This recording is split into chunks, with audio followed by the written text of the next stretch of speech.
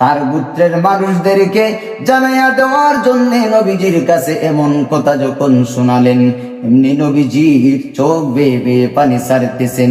নবীজি বলেন, ও বার্তাবাহক সাহাবী,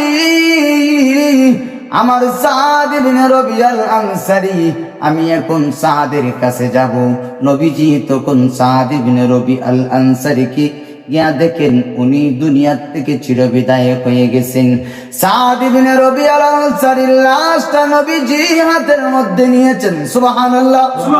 সাদ ইবনে রবিয়াল আনসারীর জন্য নবীজি এইভাবে লাশটা নিয়ে দোয়া করেছেন।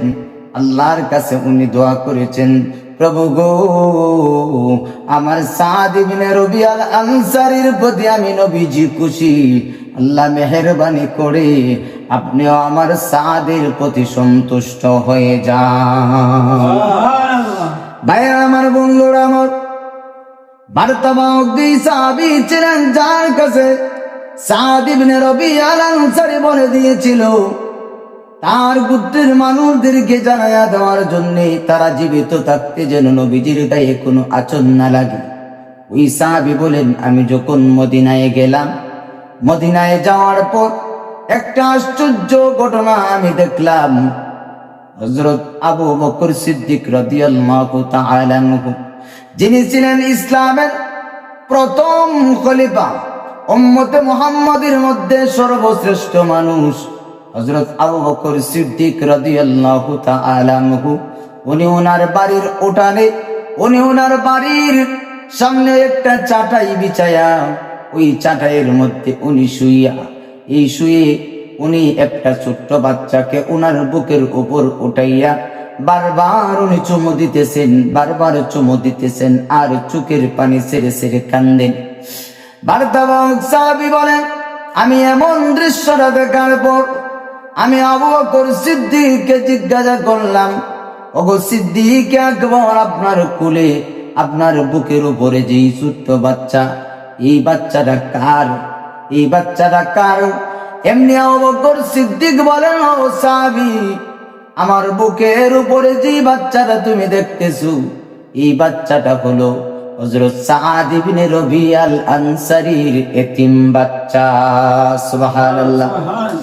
ও সাহাবী, তুমি শোনো, তার বাবা মরণের সময় তোমার কাছে তার কথাটা বলে দেয় নাই, তার মার কথাটাও তোমার কাছে বলে দেয় নাই, ছোট্ট বাচ্চাটার কথা তার মরণের সময় স্মরণ হয় নাই, স্ত্রীর কথাও স্মরণ হয় নাই, একমাত্র স্মরণ হয়েছে বিশ্ব নবীর কথা।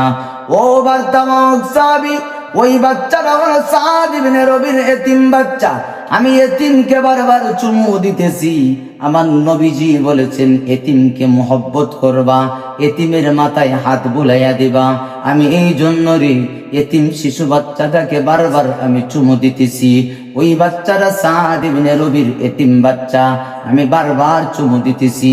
আমার নবী জানাইয়া দিয়েছেন, এতিমের পৃথিবীর জমিনে যারা ইয়েতিমকে লালন পালন করবে, নবীজি তখন ইঙ্গিতে বুঝাইয়া দিয়েছেন, দুইটা আঙ্গুল এইভাবে নবীজি ইশারা দিয়ে বুঝাইয়া দিয়েছেন, দুইটা আঙ্গুল এইভাবে নবীজি বলেছেন, ও পৃথিবীর আমার উম্মতেরা, জান্নাতে ইয়েতিমের দ্বারক বাহক যারা আছে, ইয়েতিমকে যারা লালন পালন করবে, ইয়েতিমের ভরণ পোষণ যারা করবে, আমি নবীজির সাথে জান্নাতে এমন কাছাকাছি থাকবে।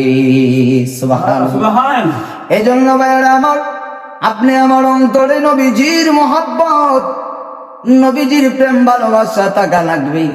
যেহেতু আমরা ইমানদার, আমাদের ইমান পরিপূর্ণ তখন হবে, নবীজি আমাদেরকে বলেছেন, যদি তোমাদের ইমানটা পরিপূর্ণ করতে চাও, তাহলে আমি নবীজির প্রেম ভালোবাসা এমন পর্যায়ে হইতে হবে, তোমার নিজের জানের চাইতেও বেশি আমি নবীজিকে ভালোবাসতে হবে।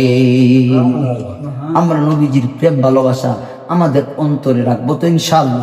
আল্লাহ পাক আমাদেরকে আল্লাহ এবং রাসূলের প্রেম ভালোবাসা নিয়ে পৃথিবী থেকে বিদায় হওয়ার তৌফিক দান করুন। আমিন।